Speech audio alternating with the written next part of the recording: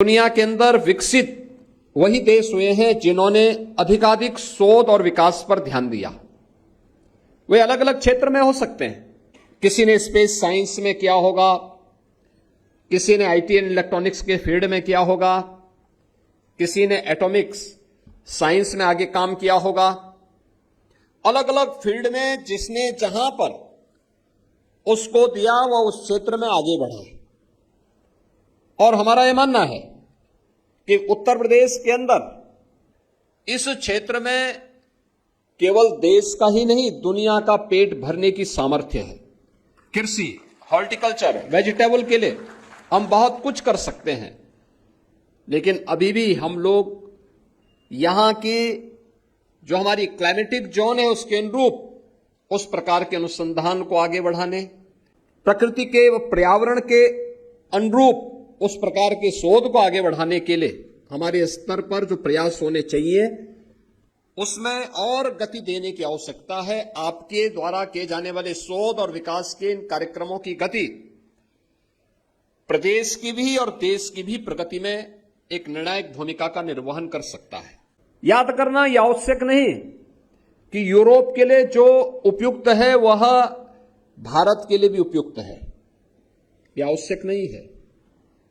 हमें भारत के अनुरूप, यहां के जलवायु के अनुरूप, यहां की मिट्टी के अनुरूप उस प्रकार के शोध और विकास को आगे बढ़ाने के लिए अपने आप को तैयार करना होगा।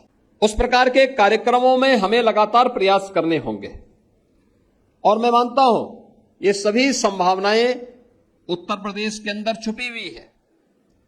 देश के यशस्वी प्रधानमंत्री आदरणीय श्री नरेंद्र मोदी जी ने देशवासियों के सामने जो लक्ष्य तय किया है वह लक्ष्य 2047 में एक विकसित भारत का है। स्वाभाविक रूप से विकसित भारत के लक्ष्यों को प्राप्त करने की दिशा में राज्यों को भी अपनी अपनी भूमिका का निर्वहन करना है।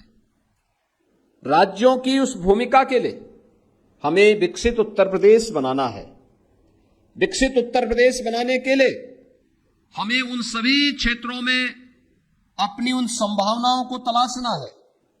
आज हमने तय किया है, भारत सरकार ने तय किया है कि 2027 में भारत $5 ट्रिलियन की इकोनॉमी बनेगा। हमने तय किया है कि 2029 में उत्तर प्रदेश को $1 ट्रिलियन की इकोनॉमी बनाएंगे। ये लक्ष्य है, लेकिन 2047 में जब भारत 30 ट्रिलियन की इकोनॉमी होगा तब उत्तर प्रदेश की प्रति व्यक्ति आय क्या होगी?